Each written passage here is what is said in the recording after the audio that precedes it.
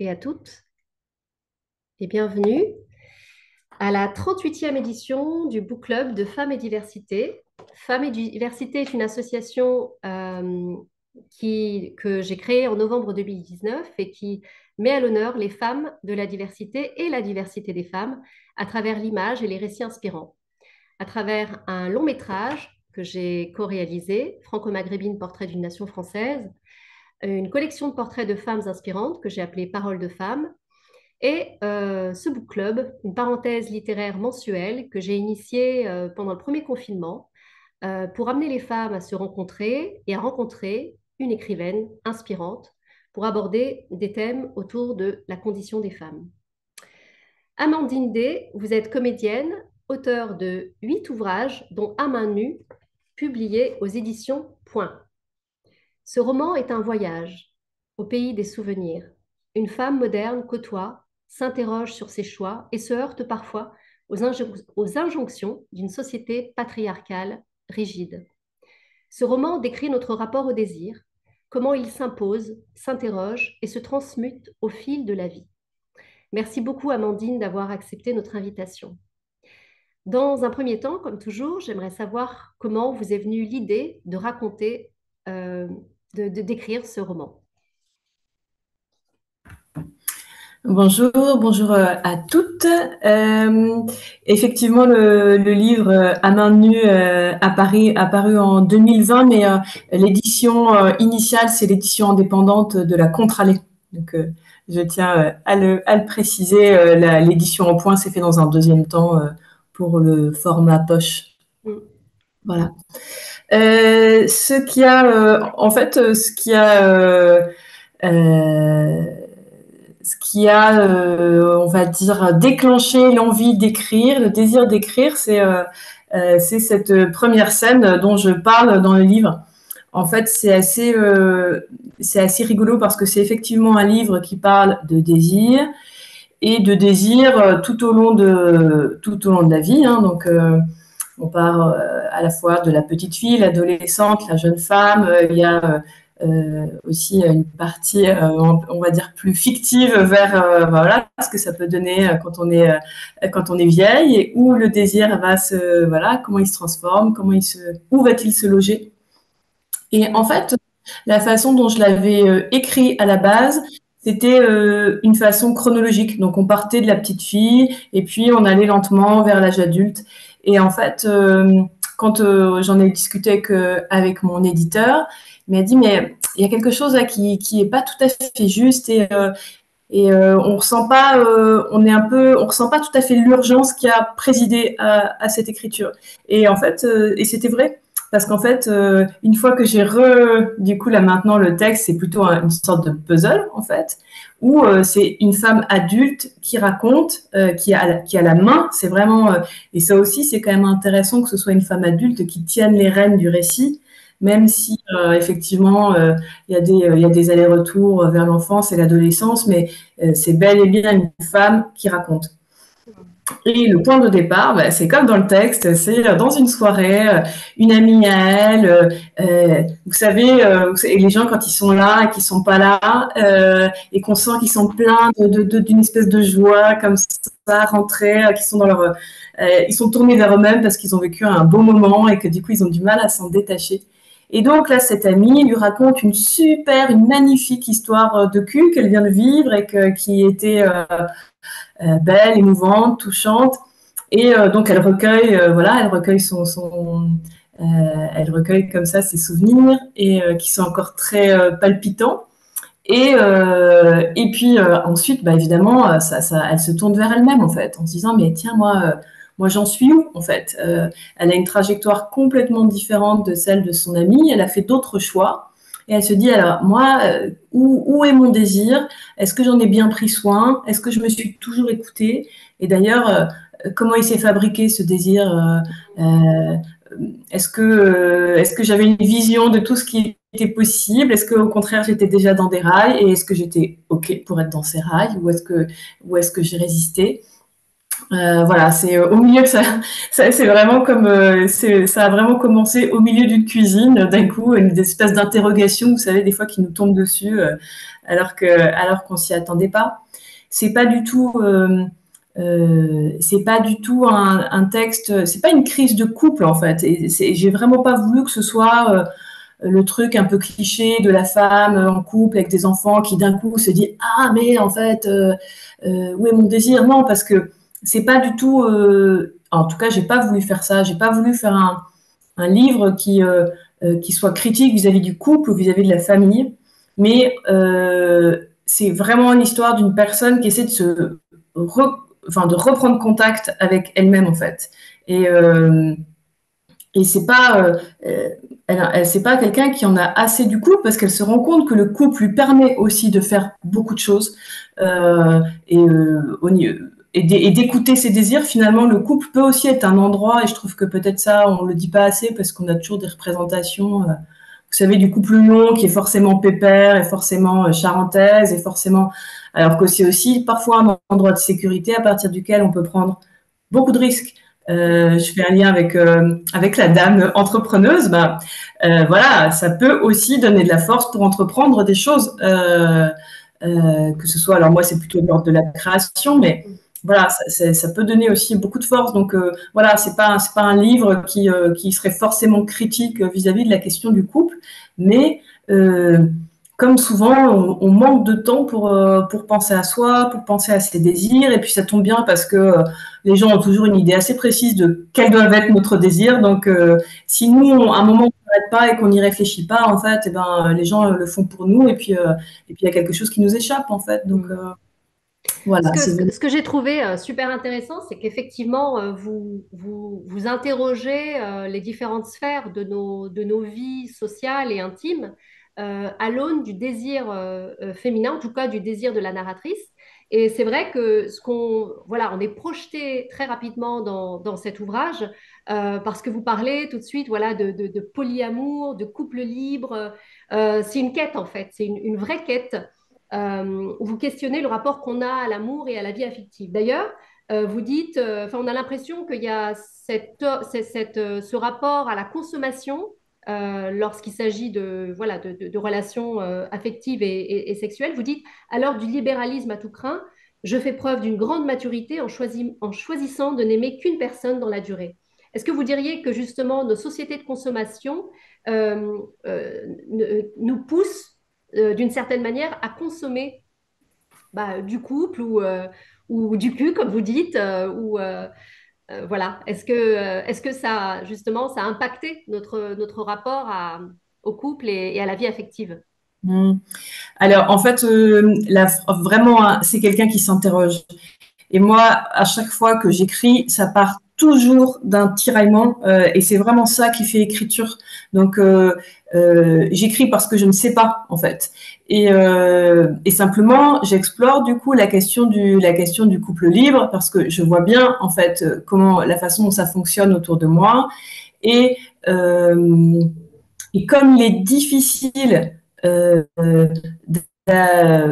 mener plusieurs relations à la fois dont on prend soin, euh, parce que finalement, le polyamour, c'est ça, c'est prendre soin de plusieurs relations.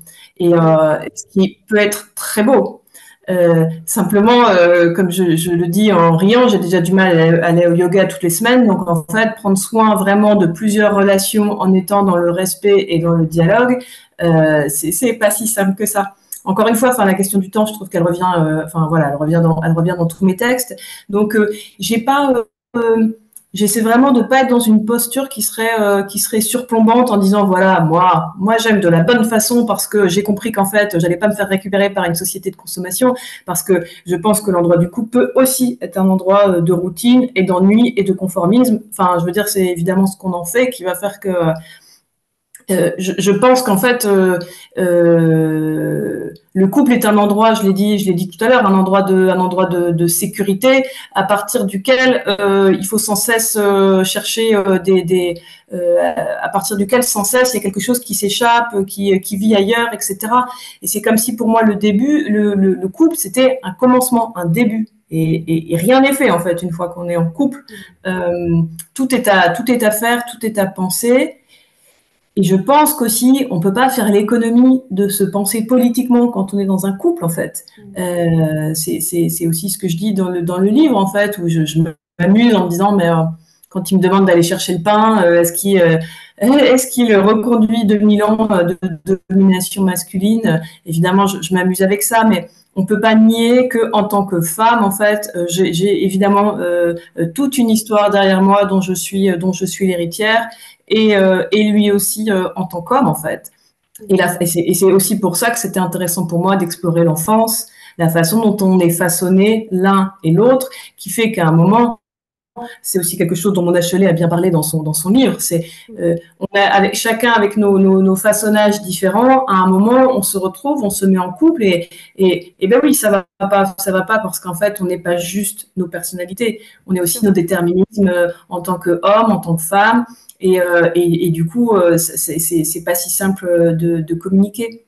Ce que j'observe aussi dans les couples libres, c'est à quel point parfois l'un ou l'autre partenaire, au nom de je t'accorde la liberté, je m'en donne et je t'en donne, ça peut aussi parfois être un prétexte à faire des choses extrêmement violentes en fait et pas respectueuses de l'autre au nom d'une soi-disant liberté. Enfin, je veux dire, il faut quand même faire attention à ça. Et moi, je l'ai vu en fait. C'est pas si on n'a pas appris. C'est comme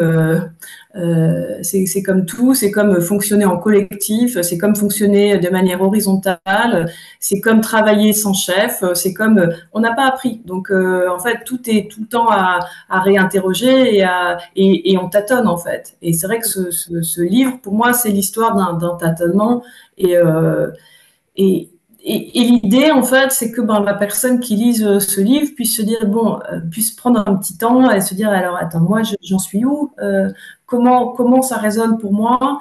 Est-ce que moi aussi, je suis tiraillée entre mes grands idéaux et puis la réalité, en fait? Est-ce que moi aussi, ça vient me chercher? Je trouve que, je trouve que globalement, on parle pas assez, en fait, du couple, ou du moins, on en parle d'une façon qui est quand même toujours assez lisse et que on gagnerait à plus être, je pense, honnête les uns avec les autres vis-à-vis de ce qu'on vit dans nos couples. Déjà parce que je pense qu'on pourrait se soutenir davantage.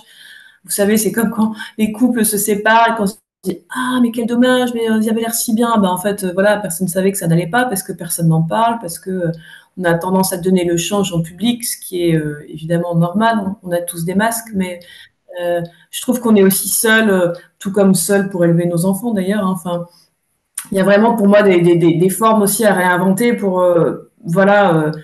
Et d'ailleurs, enfin, ce que dit le livre aussi, c'est que la liberté, c'est pas forcément d'aller coucher avec quelqu'un d'autre. En fait, enfin, ça peut être ça, mais ça peut être aussi beaucoup plus de choses que ça, de liberté qu'on s'accorde à soi-même. En fait, il faut et c'est un peu ça, c'est de se dire, mais ça peut être plus vaste, plus riche et plus intense en fait que ça.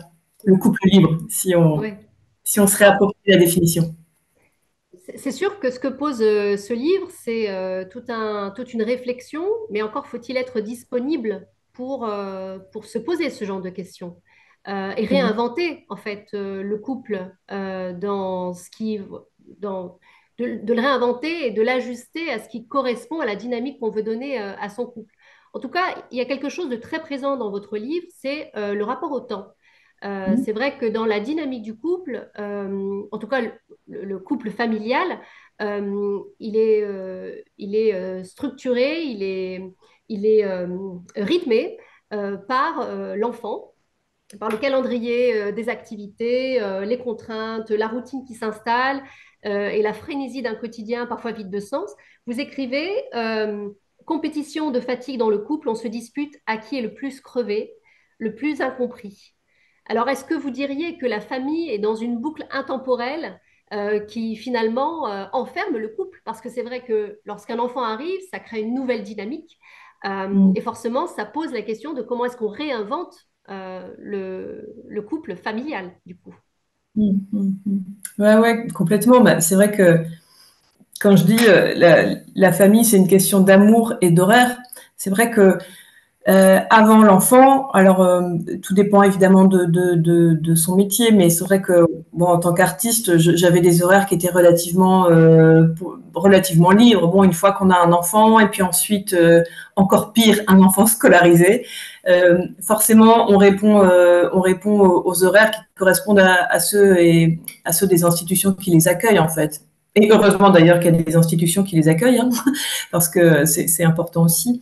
Mais et puis un enfant a besoin en général, enfin voilà, d'une routine en fait, parce que c'est sécurisant et on a envie de lui donner cette routine. Et il y a un rapport extrêmement ambivalent pour moi à la routine parce que finalement, c'est ce que je dis aussi au début du texte, c'est que moi, gamine, j'aurais aimé avoir plus de routine et il y avait beaucoup de... Et au contraire, je vivais dans une famille où il y avait quand même plutôt des ruptures, etc.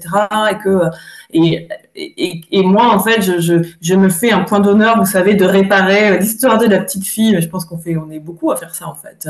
Et du coup, voilà, je tiens à cette routine. En même temps, évidemment qu'elle nous épuise, qu'elle correspond pas forcément à nos besoins internes.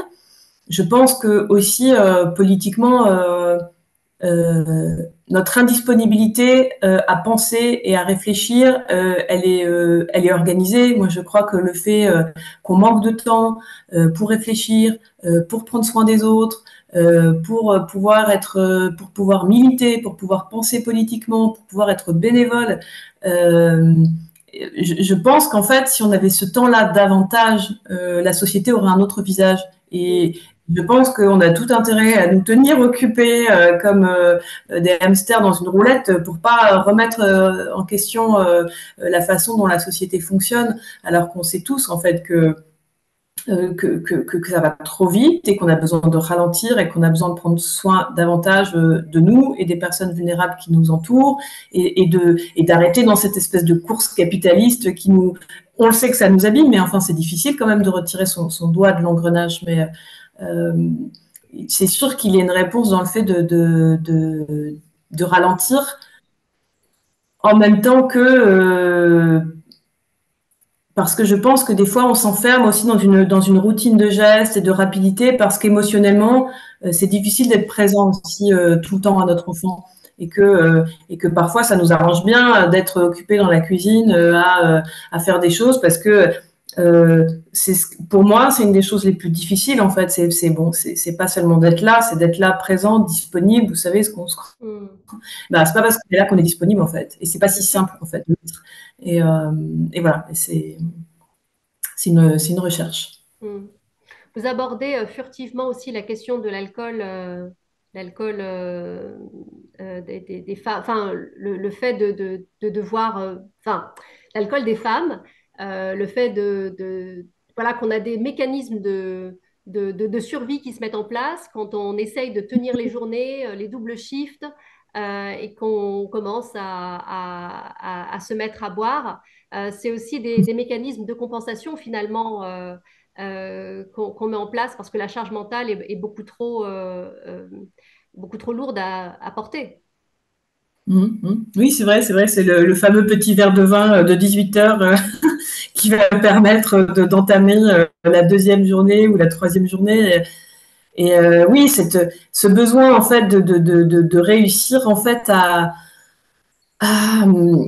ce que je disais avant, à se détendre, à se rendre disponible, parce que ce que j'essaie de dire aussi, c'est que on avait très envie tous de se retrouver en fait. Voilà, chacun a vécu des choses à l'extérieur et souvent on arrive et puis on a vécu beaucoup de choses, on est fatigué, et puis l'enfant il revient et lui il est complètement électrique parce que il a sa journée, il a aussi vécu des choses et qu'on n'a pas le temps de tout se dire et puis que c'est difficile de se dire aussi, ça prend du temps. Parfois aussi, on n'a pas forcément non plus l'alphabet émotionnel qu'il faudrait pour dire ce qui se passe. Et puis, on a des représentations de comment ça doit marcher. Moi, je sais qu'à un moment, par exemple, très concrètement, je me suis dit, le sacro-saint repas tous ensemble, moi, à un moment, je me suis dit, mais je vais arrêter de faire ça. En fait, des fois, ça marche pas. On est tous crevés, on est tous fatigués. On tient absolument à être tous assis ensemble alors que l'un n'a pas faim, l'autre est crevé, l'autre machin. Et que parfois aussi, c'est des toutes petites libertés que parfois il faudrait réussir à oser se donner pour aussi que ça se passe mieux à l'intérieur de la famille. Mm, absolument. Est-ce que quelqu'un veut poser une question ou faire une remarque? Alors, je poursuis. J'ai préparé mes Moi, je petites veux bien, moi, questions. je veux bien, je veux bien, je veux bien. Ah, alors, allez-y, Julie. Euh, J'en ai deux, alors bon, je vais en poser une. Euh, ça m'a parlé, Amandine, quand vous disiez sur le couple libre, on n'a pas appris. En tout cas, moi, j'ai l'impression que j'ai appris tout de suite à me mettre en couple traditionnel et surtout à apprendre à faire semblant que ça allait quand ça n'allait pas. Donc, ça rejoint et ça, c'est assez crucial. C'est pas pour parler de moi, c'est vraiment ce point-là, je trouve qu'il est assez commun. J'ai vu aussi que les autres faisaient comme ça. Et ça n'a pas forcément lien avec ma question d'après, mais c'est pour écrire ce livre, est-ce que vous vous êtes inspiré de votre histoire ou aussi celle des autres? Comment ça s'est passé? Est-ce que c'est vraiment votre récit jusqu'à l'âge duquel vous avez écrit le livre, et après vous disiez que c'était fictif pour la vieillesse? Voilà, est-ce que... Je ne sais pas si vous aimez cette question, est-ce que ça parle de vous uniquement, mais en tout cas, voilà, c'était le rapport entre votre récit personnel et puis le récit collectif. Hmm. Par rapport à ce que vous avez dit sur l'idée de faire semblant, ben oui, enfin, je pense qu'en tant que petite fille, en tant que femme, on nous apprend que le désir des autres est plus important que le nôtre, en fait. Moi, je pense clairement avoir été élevée de cette façon, même si évidemment, c'est pas des choses qui ont été clairement formulées, mais je pense qu'on nous apprend à observer l'autre, à satisfaire, à correspondre très vite dans notre famille, dans les différentes institutions qu'on traverse, et qu'ensuite, ben, dans cette nouvelle institution qui est le couple, en fait, on se fond en fait, parce que les autres aussi, ça nous renvoie aussi une image sécurisante de nous-mêmes, de ah, ça y est, je suis casée, ça y est, je suis à l'endroit où cette espèce de Graal que je devais atteindre, je suis en couple. C'est aussi la question de ben, en tout cas me concernant, de je suis aimée durablement. Avec un engagement de l'autre, je suis en sécurité. Enfin, c'est aussi toutes ces questions-là en fait que ça vient brasser. Et du coup, pour obtenir cela, on est prête à sacrifier parfois beaucoup de nous-mêmes en fait, l'un et l'autre hein, d'ailleurs. Et par rapport à la question, est-ce que ça parle de moi? Alors, c'est toujours, en fait, je dis toujours qu'il ne faut pas être trop dupe de ce jeu qui est tout au long du livre, dans le sens où moi, le jeu, il me permet d'explorer à la fois, il me permet d'explorer l'intériorité, en fait, du personnage. Et de voir justement ce tiraillement qui est à l'œuvre entre ben, des idéaux et puis la vraie vie. C'est aussi souvent un jeu qui est nourri de beaucoup de discussions, de lectures féministes, de festivals, de documentaires, enfin parce que voilà, c'est des choses qui m'intéressent et donc forcément politiquement, je suis traversée par tout ça, donc c'est aussi nourri de ça. Avec l'idée que ce jeu normalement doit pouvoir se retrouver, enfin voilà, en espérant que ce jeu va pouvoir résonner pour d'autres. Et dans ce livre-là, il y a aussi un L qui apparaît, donc il y a un jeu entre le jeu JE et le L. Et en fait, le L fait référence à ce même personnage, mais quand elle était plus jeune, en fait. C'est simplement une clé qui est donnée au lecteur ou à la lectrice pour voilà, qu'elle se rende compte qu'on a changé de chronologie quand le L apparaît. Donc tout l'enjeu, c'est ça parle de moi dans le sens où ce que je dis toujours est émotionnellement juste par rapport à ce que moi je ressens ou j'ai ressenti. Je m'appuie beaucoup quand je parle du passé sur une mémoire émotionnelle. Et donc ça, évidemment, ça parle de moi et c'est juste par rapport à ce que j'étais. Ensuite, après, c'est de la création. Donc évidemment, je tricote quelque chose. Il y a des choses que je ne dis pas, il y a des choses que j'amplifie, il y a des choses, il y a la façon dont je vais le dire. Donc à partir de là, on est dans la création. On est vraiment dans un endroit, c'est moi et c'est plus tout à fait moi. Et puis de toute façon, une fois que j'ai écrit le livre, ben, je suis déjà ailleurs en fait. Enfin, c'est vraiment le jeu de la création. C'est que moi, forcément, en étant traversée et en vivant cette expérience de l'écriture, qui est quand même une expérience de longue haleine, même si les textes sont courts, forcément, moi, j'ai bougé entre le début et la fin du livre. Sans compter qu'ensuite, quand un livre paraît, on a la chance de pouvoir rencontrer d'autres lecteurs, d'autres lectrices, d'aller dans des librairies, d'aller dans des festivals. Moi, je fais beaucoup de lecture musicale, donc c'est des textes que je déclame. Et donc, ensuite, il y a des discussions, il y a des retours, comme ce qu'on vit maintenant. Et donc, ça continue pour moi de me nourrir, d'avancer. Et donc, forcément, ça fait bouger. Et d'ailleurs, souvent, le livre se termine quand même sur une interrogation sur voilà, la vieillesse, comment ça se passe, on est vieille, où va notre désir. Et c'est arrivé souvent à la fin des lectures musicales qu'une vieille dame ou un vieux monsieur vient me voir en me disant vous inquiétez pas, ça continue encore après. C'est assez génial en fait. Très bien. Bienvenue Raja, elle vient d'arriver. Merci, merci. Merci. Est-ce qu'il y a une autre question, une remarque? Je voulais vous Oui. poser une question parce que donc c'est vrai que c'est l'histoire d'une femme qui raconte comment elle s'est construite et fatalement il y a eu aussi des moments où vous parlez des hommes et est-ce que vous avez eu des retours sur ce livre, des retours plutôt masculins comment est-ce qu'ils se sont identifiés ou pas, une incompréhension de leur part, enfin, je sais pas, est-ce qu'il y a eu des retours En fait, oui, c'est un livre qui a été, je pense, qui a été pas mal lu par des hommes, plus que le précédent qui s'appelle La femme brouillon, qui parlait davantage de maternité, où là, du coup, les hommes se sont sentis moins concernés. Alors, déjà, quand on écrit femme dans le titre, on perd tout le monde, hein, donc, enfin, sauf les femmes, bien sûr. Mais bon, voilà. À main nue, qui parle de sexualité, en fait, il a plus parlé à des hommes. Dans une démarche double, je pense, à la fois l'idée de s'intéresser à la sexualité des femmes, et je pense une curiosité, une envie de voir un peu ce qui peut se tramer, ce qui peut se jouer, mais aussi par rapport à sa propre sexualité, parce que il y a des choses, des hommes ont dit, mais moi aussi, je ressentais ça, parfois cette confusion à l'âge adolescent où on sait pas, on sait pas comment faire, où on a très très envie, mais qu'on a l'impression de manquer de pouvoir pour réussir à approcher l'autre. Enfin, je pense que la peur de l'autre, elle est évidemment chez hommes, chez les hommes, chez les femmes. Et puis bon, là, on fait des catégories un peu binaires, mais évidemment, il y a plein de gens qui se sentent ni hommes ni femmes et qui se sont, je pense, aussi retrouvés parce que mes textes aussi parlent souvent de normes, en fait, et de comment on se débrouille avec cette norme qui, à la fois, nous sécurise et nous enferme, et comment on tricote avec ça constamment, en fait.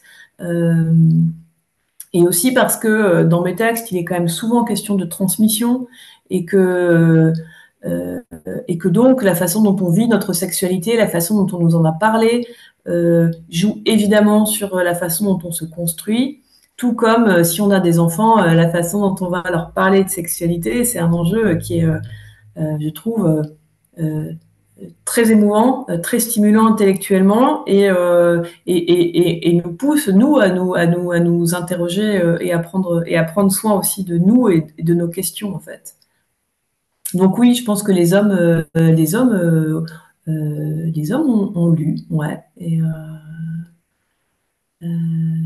je pense que je me souviens une fois une dame est venue me voir et elle m'a dit ah mais moi j'ai adoré votre livre, moi aussi je trouve que les hommes, moi aussi vous savez je déteste les hommes. Et du coup j'ai dit mais ah bon mais en fait c'est pas. Alors moi je suis pas responsable de ce que les gens prennent dans les livres parce que voilà moi je j'ai pas expliqué à quelqu'un ce qu'il doit ressentir en lisant mes livres en fait, c'est pas mon boulot. Mais par contre je peux expliquer ce que moi j'ai voulu faire. Et je n'ai pas voulu du tout faire un livre qui déteste les hommes, car je ne déteste pas les hommes, même si je déteste le patriarcat. Et donc je lui ai dit, mais c'est pas ce que j'ai voulu faire. Et elle me dit, ah, c'est bien ce que me dit mon mari aussi, que c'est pas du tout ce que vous vouliez faire, et du coup, on a chacun souligné des passages de votre texte, et puis on doit se retrouver pour en parler, quoi. Et donc, c'était génial de voir, cet homme-là, je pense qu'il avait mieux compris ce que j'avais écrit que sa compagne, en fait. Donc, c'est amusant. Une autre question? Alors moi, ce qui m'a particulièrement touchée dans votre texte, c'est justement ces mécanismes, ces héritages inconscients qui sont très présents en fait dans le couple. En tout cas, enfin moi, l'épigénétique, le transgénérationnel m'intéresse beaucoup. Et donc, c'est vrai que ce qui se joue dans le couple, c'est parfois des héritages inconscients. Et vous écrivez, des diapositives se succèdent dans ma tête. Je ne sais pas où j'ai pioché ces images, vu que je ne les ai pas vécues moi-même. Est-ce que vous pensez que dans le couple, il se rejoue parfois des scénarios que nos ancêtres ont vécus et que ça peut être une opportunité pour le couple de libérer des mémoires liberticides à l'encontre des femmes? Oui, je le pense. Oui, je le pense. Et en fait, je pense qu'effectivement, dans le couple et dans toute relation d'attachement fort, se rejouent effectivement nos premiers attachements et effectivement ceux des personnes qui nous ont précédés. Et d'ailleurs, je trouve que c'est un moment très beau dans le couple quand on arrive à toucher ça.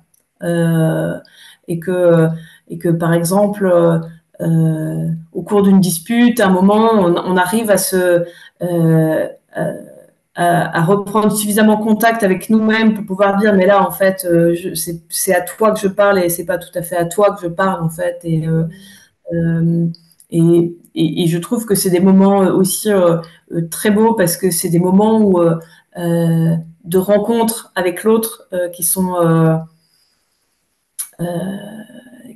enfin, je trouve, qui passent un stade de compréhension et d'intimité qui fait que pour le coup, on est autre chose que juste nos déterminismes et parce que on arrive à les parler, on arrive à les comprendre et à peut-être, enfin voilà, comprendre voilà, le petit garçon s'il s'agit d'un homme qu'on a en face de nous, comprendre la petite fille qu'on a été et essayer aussi enfin, et d'un coup de les emmener, de les emmener avec nous et de les faire exister avec nous et du coup de passer à une émotion différente qu'est la colère.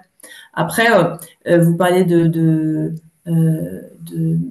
questions liberticides vis-à-vis des femmes et je pense que c'est évident que les hommes ne peuvent pas faire l'économie de regarder l'éducation sexiste qu'ils ont quand même très probablement reçue, en fait.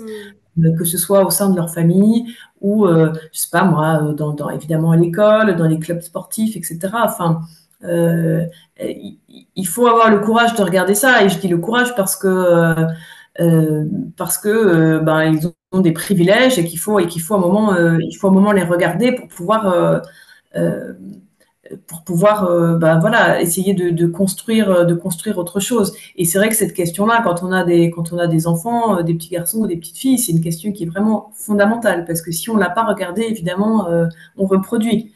Même si je pense que malgré nous, on reproduit quand même beaucoup de choses. Mais du coup, voilà, c'est encore une fois la question d'être un peu lucide aussi par rapport à ce qu'on a reçu. Et d'ailleurs, souvent, les premières quand on a des prises de conscience féministes, souvent c'est pas forcément dans sa famille qu'on les a. On va vivre quelque chose quand on est adolescente, quand on a une vingtaine d'années, et d'un coup il va y avoir, en tout cas moi c'est comme ça que je l'ai vécu. On va enfiler les lunettes du féminisme et d'un coup on va comprendre cette situation contre laquelle on butait, mais parce qu'on n'avait pas les armes politiques pour la comprendre. Et puis ensuite, on va réinterroger des choses dans nos couples, dans nos amours, dans nos amitiés même, et dans nos familles, dans les familles dans lesquelles on a grandi, et on va voir des choses qu'on n'avait jamais vues jusque-là, en fait. Parce que juste, on n'avait pas ces lunettes-là. Et voilà. Et du coup, c'est très important, en fait,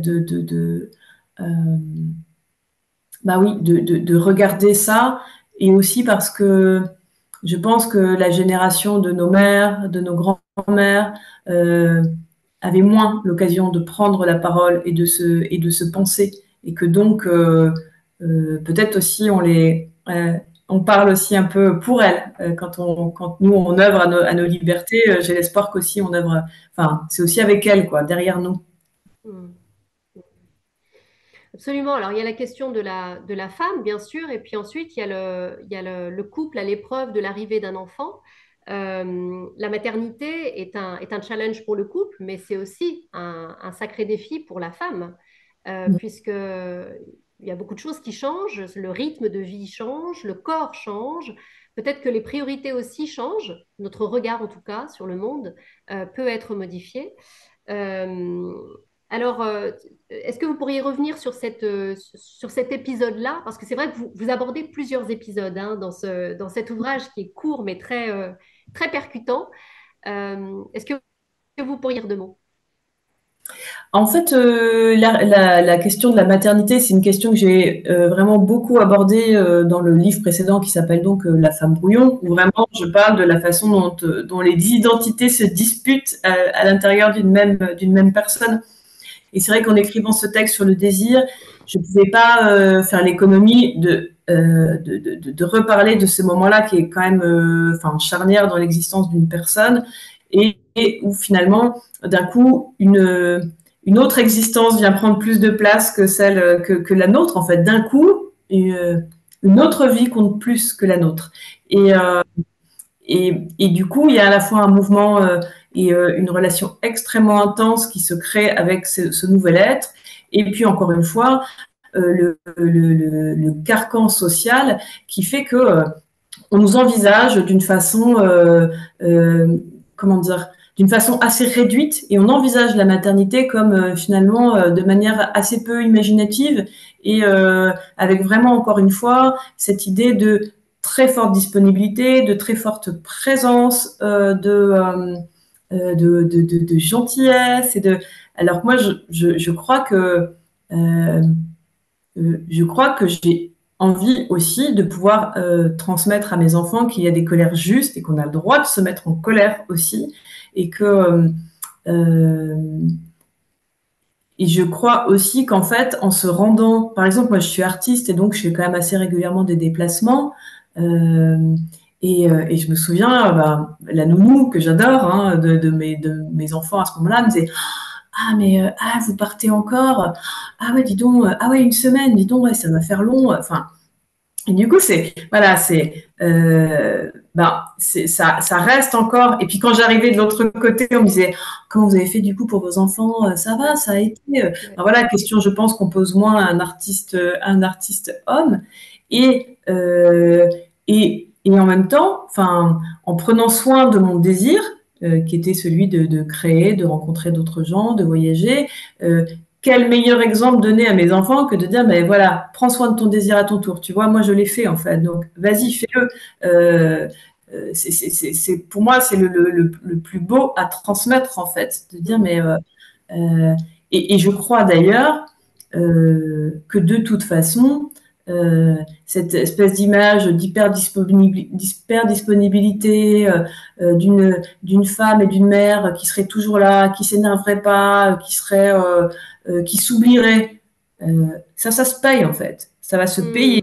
Mm. Ça va se payer. C'est-à-dire que l'enfant, sans même le savoir, sera en dette en fait. Une espèce de dette comme ça qui est formulée ou pas, hein, parce qu'il y a des personnes qui la formulent, de ben, avec tout ce que je t'ai donné, avec tout ce que je t'ai sacrifié, et tatata, et tatata, et du coup, ben non, en fait, enfin, je veux dire, du coup, moi, j'y crois pas, en fait, à ça.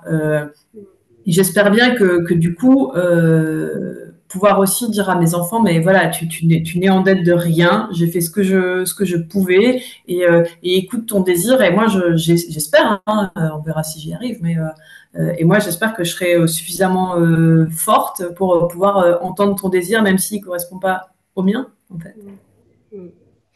En tout cas, c'est ce que vous... il y a une question? Non? C'est ce que vous soulignez. Je trouve que lorsque vous parlez des jeunes filles que vous rencontrez, les jeunes étudiantes, c'est presque un manifeste que vous écrivez là, lorsque vous leur rappelez, enfin vous dites, euh, voilà, j'espère qu'elles ne se détestent pas, j'aimerais Mhm. être leur bonne fée, leur dire qu'elles ont de la valeur, leur conseiller de ne pas perdre leur temps à être désirables, qu'elles désirent plutôt. Bah oui. C'est-à-dire, vous êtes dans ce rapport de, voilà, là, vous êtes dans une transmission de attention à ne pas vous trahir. Mais pour ne pas se trahir, encore faut-il savoir quel est son désir profond, finalement. Parce que c'est vrai qu'aujourd'hui, on a les tradwives, voilà, ces femmes américaines qui s'affichent en disant, bah, finalement, le féminisme n'a pas servi nos intérêts et on aurait plutôt intérêt à revenir au fourneau parce qu'au moins, comme ça, on n'a pas le stress ben voilà, de la charge mentale, etc., etc.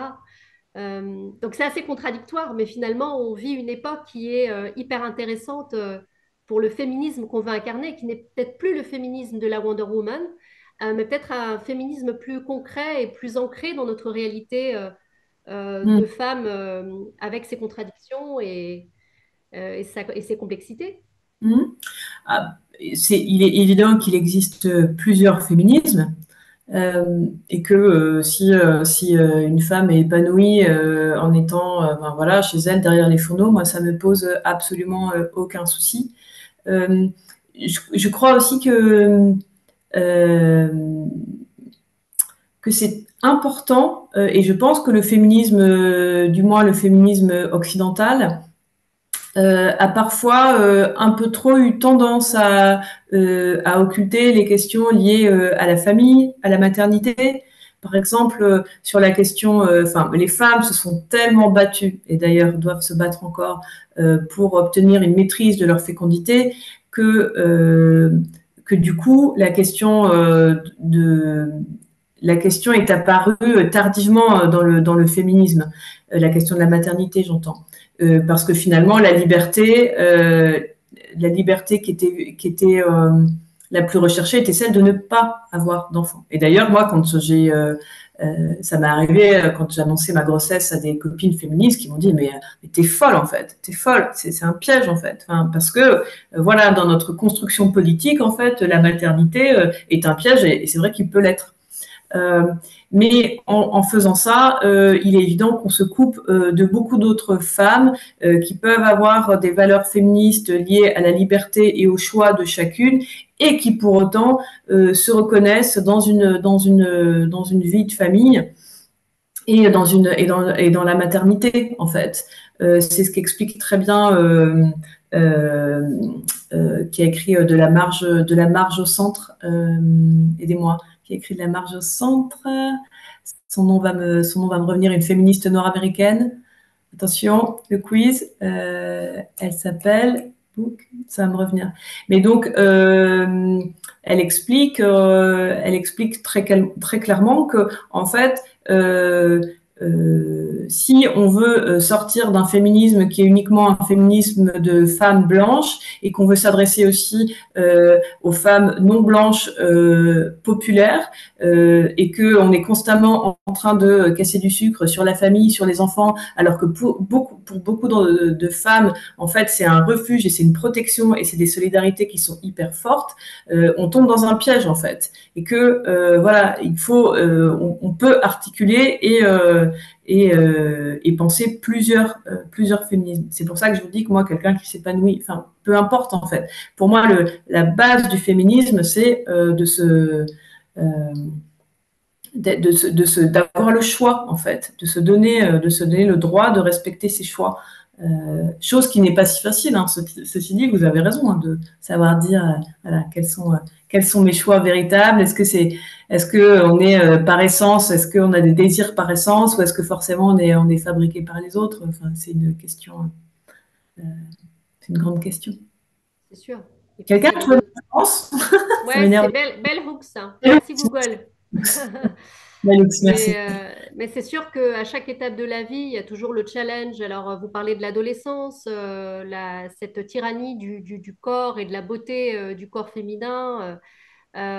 voilà, il semblerait que dans le cycle de la vie d'une femme, elle est challengée à chaque étape et elle doit pouvoir avoir des espaces de réflexion, d'auto-analyse pour voir si ce qu'elle vit est juste pour elle, si ça correspond à... Et c'est un peu aussi ça, l'intérêt de ce book club, c'est d'ouvrir des espaces.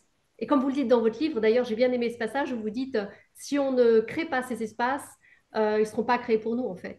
Il faut presque arracher cette autorisation à créer des espaces de réflexion et de pensée où on arrive à se connecter à ce qui est juste pour nous, finalement. Bah, c'est vrai que c'est un livre qui a failli s'appeler Encore. Encore parce qu'il y avait un double sens. Souvent, les titres, c'est intéressant quand il y a plusieurs façons de les entendre. Donc, ça pouvait être le encore, vous savez, pendant un rapport sexuel, mais c'était aussi le encore de domination et de choses qui se reproduisent, quel que soit l'âge. Je vous donne un exemple très simple. Par exemple, au moment où le personnage veut une contraception, elle se retrouve chez le gynécologue qui lui fait un examen gynéco qui est complètement facultatif. Donc voilà, ça c'est quand même une épreuve. Et puis on retrouve cette femme 20 ans plus tard, aussi chez le gynécologue, qui lui explique que bah, c'est bien, elle a un enfant, mais que la roue, enfin voilà, le temps tourne et que si on veut un deuxième, il serait temps quand même qu'elle se réveille un peu, quoi. Donc voilà, c'est le encore. Finalement, les enjeux changent, les pressions changent, mais il y a quand même toujours cette combativité à avoir. Et c'est sûr que, enfin, moi, j'ai vraiment senti ça, en tout cas, à partir de l'adolescence. À partir de l'adolescence, c'est comme si j'étais sortie de mon corps et que je m'étais mise à le regarder et à être spectatrice de son corps, de mon corps, intéressant, et non plus juste un corps à l'intérieur duquel j'étais, qui me permettait de vivre, de courir, de jouer, de sauter, de désirer. Et voilà, c'est un corps qui s'est transformé en corps vitrine. Et qui évidemment avec c'était bien avant les réseaux sociaux, mais évidemment vous doutez bien que j'étais déjà confrontée à tout un tas de corps féminins parfaits et que du coup le mien était imparfait et que j'ai très tôt appris à le détester en fait et à chercher à ce qu'il convienne du mieux possible. Et je trouve, alors ça va faire très mais je trouve que l'enjeu de s'aimer et de se respecter, de se sourire, de se trouver jolie, etc., c'est un enjeu qui peut paraître à la fois très futile, mais en même temps très important, parce que moi, je pense qu'on passe beaucoup de temps, en fait, à se détester, à se trouver moche, à regarder ses petits défauts, etc., et que ça nous enlève de la force, en fait. Et c'est la question de l'estime de soi. Moi, je pense à quelqu'un comme Gloria Steinem, qui a beaucoup exploré ça aussi en disant, mais on croit que c'est complètement dépolitisé, en fait, cette question de l'estime de soi, avec le risque de, attention, on fait du développement personnel, c'est complètement inintéressant politiquement, c'est narcissique, etc. Oui et non, parce qu'en fait, je pense que en ayant une image positive aussi de nous-mêmes, en reprenant confiance, enfin voilà, en nous, c'est aussi ça qui nous permet, qui va nous permettre, qui nous permet d'agir en fait, et voilà, et au contraire, ça nous coupe pas les ailes, ça nous redonne de la force. C'est vrai que quand j'ai lu votre livre, j'ai trouvé qu'il y avait une sorte de processus de décolonisation, quelque part. À chaque étape de la vie, c'est comme si nous devions décoloniser notre corps de femme, mais aussi nos pensées, nos mécanismes inconscients, c'est-à-dire être observatrice. Alors c'est super intéressant ce que vous dites parce que il y a 2 mois, je crois le mois dernier ou il y a 2 mois, on a eu Selma El-Moumni qui nous a parlé de son livre L'Exil, et elle parle justement de cette idée de sortir de son corps et de l'observer tel que les hommes dans la rue regardent ce corps féminin. Et en fait, je pense que ce processus de réappropriation passe nécessairement par une phase d'observation. On doit être en capacité d'observer ces mécanismes, son personnage, parce qu'il y a un personnage qu'on joue en tant que mère, en tant que femme d'eux, en tant que... Et être capable de s'observer nous permet de nous donner des clés sur ce qu'on devrait décoloniser, puisque il y a des choses dont on hérite qui ne sont pas toujours bonnes pour nous, quoi.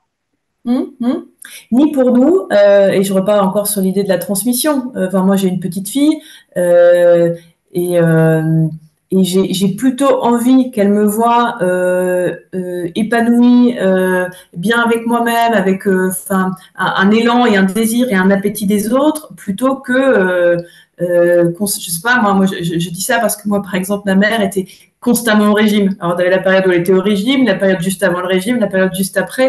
Et il y avait quelque chose, bon, je pensais aussi évidemment des déterminismes propres aussi aux femmes de sa génération, mais il y a vraiment quelque chose d'un corps comme ça. Et en tant que petite fille, c'est pas rien de voir sa mère constamment au régime et avec comme ça la grande joie de rentrer dans son jean, vous savez, de rentrer dans le jean de quand on avait 15 ans, etc. Quoi.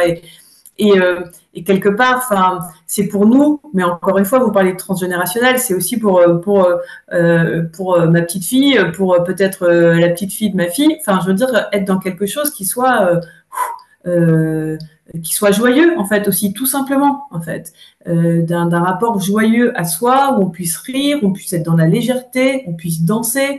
Enfin, je trouve que c'est quelque chose qui est et c'est pas facile hein, de transmettre de la joie parce que on peut pas, on décide pas en un claquement de doigts d'être dans la joie, mais je pense que c'est vraiment et pour le coup, vraiment, je pense que c'est politique aussi d'aller chercher notre joie parce que, comme dirait Deleuze, plein de gens nous veulent tristes et qu'il faut aller chercher cette joie-là. Être dans la joie, c'est aussi être dans la vie, Bien pas être sûr. pas être Et en dans marche. c'est la question du désir en fait aussi. Absolument. Est-ce qu'il y a une question, une remarque? Raja qui vient J'ai une, d'arriver. Ah, je peux pardon, allez-y. poser une autre question. Oui, bien Euh, sûr. il me semble pas que, parce que Amandine, vous avez évoqué le titre enfin, avant, ça aurait pu être Encore. Et pourquoi à main nue, justement? Vous en parlez à un moment, il y a J'extirpe mon désir à main nue, je le défends. Alors pourquoi vous avez choisi ces trois mots-là? Hmm. En fait, à main nue, la question, c'est effectivement une référence à une des phrases du texte où justement je reviens sur l'idée que c'est bien beau de dire qu'il faut être à l'écoute de son désir, mais des fois, on ne sait plus quel est notre désir en fait. On a tellement intériorisé ce qu'il faut faire, ce qu'on devrait faire, ce qui serait bien ce qui serait politiquement juste, ce qui serait que des fois, enfin moi vraiment, ça m'arrive il faut s'arrêter, il faut laisser retomber comme ça et voir un peu où est notre désir et donc là se battre et l'extirper à main nue. Voilà, ça c'est le premier sens. Et il y avait aussi l'idée d'un combat à main nue. Enfin, c'était faire apparaître aussi, bah ouais, la question de la. Enfin, je crois qu'il est difficile quand on est une femme aujourd'hui de nier l'adversité quand même qui est parfois en jeu et les forces en face qui font que en fait euh, enfin, le patriarcat, il est là, il est au rendez-vous, il est organisé, et donc il faut pas nier les forces qui sont en face. Donc oui, faut se retrousser les manches, et des fois il faut se battre à main nue. Et évidemment, à main nue, il y avait la question, voilà, plus de la sensualité en fait, évidemment, parce que euh, j'aurais, je voulais surtout pas faire un texte où à un moment je puisse pas dire à quel point le sexe est quelque chose de beau, de réconciliant, encore une fois, de soi à soi. Et je voulais aussi pouvoir écrire des passages de sexualité solaire et de dire, ben, euh, j'allais dire, c'est ça qu'ils n'auront pas. Enfin, il y a quelque chose d'un peu ça peut être un endroit très très beau en fait aussi de partage vis-à-vis de soi et vis-à-vis de l'autre et, et en fait le risque en fait euh, à trop dénoncer les oppressions et puis politiquement ce qui se joue pour les femmes, d'oublier presque et de l'occulter. Et d'ailleurs, je pense que enfin, c'est un combat qui est quand même aussi euh, qui continue d'advenir en fait, ce truc de réussir à désirer encore, de jouir, d'avoir encore cet espace-là. Enfin, c'est un espace dont il faut prendre vraiment soin en fait. Et de se réapproprier ce corps, finalement. Ouais. Alors, s'il n'y a pas de questions, je vais vous laisser le mot de la fin, Amandine. D'accord, ok, là comme ça, très bien. Eh ben, peut-être dire que moi, mon sentiment, enfin, je termine le texte sur une interrogation sur ce que ça fait de vieillir. Et moi, j'ai 44 ans. J'ai appris hier que c'était l'âge médian en France. C'est-à-dire qu'en France, il y a autant de gens plus jeunes que moi que de gens plus vieux que moi. Et, euh, et en fait, vraiment, je trouve que euh, on nous fait bien comprendre qu'en fait, en vieillissant, il y a il y a quelque chose qui se termine, qui s'assèche, qui se retire. Et moi, j'ai le sentiment, on compare souvent le passage vers l'âge mature à l'adolescence. Et moi, j'ai plutôt envie de vivre cette adolescence-là en me disant, tiens, ça peut être aussi très intense et très joyeux. Et je pense vraiment qu'il faut qu'on ait d'autres récits par rapport à ça, parce que je trouve que les récits manquent encore. Et voilà, ce serait. J'exprime mon désir du coup là, d'entendre d'autres Ouais, récits. ouais, C'est c'est ça. vrai que la ménopause, c'est un peu la petite mort. Ah, Raja, tiens. Bah, écoute, du coup, Raja, je te laisse la parole. Ah, mais ce que j'ai, tu m'entends?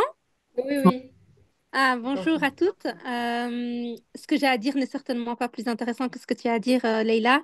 J'ai entendu tes interventions et merci aussi à l'auteur, l'autrice, euh, pour, euh, pour tout ça. En fait, je voulais simplement vous remercier pour la qualité de cet échange parce que je me rends compte que moi, la façon dont je me suis posée en tant que féministe a beaucoup évolué. Et, euh, c'est vrai, j'aime beaucoup la phrase, enfin le passage où vous dites toutes les deux qu'on est pleine de contradictions. Euh, et j'ai l'impression, en fait, je voudrais simplement féliciter les femmes du fait que, où qu'elles soient dans le monde et quelle qu'ait été la période, l'époque, on est constamment en train de chercher notre place, en fait, et et de, de se resituer, en fait, par rapport à la société.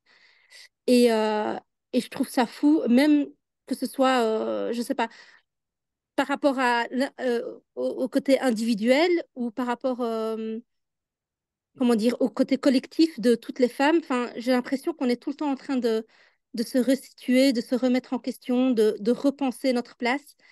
Et, euh, et c'est quelque chose aussi de très féminin, je trouve, par rapport au fait que même biologiquement, on est tout le temps prise par des variations, en fait, même biologiquement, enfin, hormonales, etc. Et je sais pas, je trouvais ça trop, juste, j'avais juste envie de dire à quel point je trouvais ça beau. Avant, j'ai eu longtemps l'impression que c'était un problème, mais en fait, je trouve ça même poétique, en fait. Donc voilà, je voulais juste simplement le dire et vous dire que cet échange me fait du bien et parce qu'il est très intelligent. Voilà, bonne journée à toutes. Merci, Raja. Merci beaucoup, c'était très, très beau et très inspirant. J'aime beaucoup cette ouverture vers la création, la poésie, c'est très chouette. Merci à toutes. Bon, bah, merci pour ce roman, Amandine, et merci de nous avoir donné un peu de votre temps. C'est un roman court, mais comme je le disais tout à l'heure, dense, qui met en lumière les injonctions qu'on subit, mais aussi nos contradictions, qui nous déstructurent parfois et qui nous donnent aussi la chance, si on parvient à la saisir, de devenir des individus, c'est-à-dire à ne pas confondre notre désir avec celui de l'autre. Si vous êtes d'accord, je vais procéder au tirage au sort pour offrir votre livre à une de nos adhérentes. Et je remercie d'ailleurs Raja et Anna pour leur précieuse participation. Et ce livre va à Ruth, Ruth Wazana, qui est une amie aussi. Merci, merci à toi pour ta participation. Eh bien, ce livre est pour toi. Et en ce qui nous concerne, eh bien, je vous donne rendez-vous le 29 septembre à 14 heures avec Nora Asseval, qui est conteuse et qui va nous parler de son dernier ouvrage, Sagesse des femmes du Maghreb. Merci à toutes pour votre participation et je vous souhaite un bel été. J'espère que vous avez voté. À Merci. bientôt. Au revoir.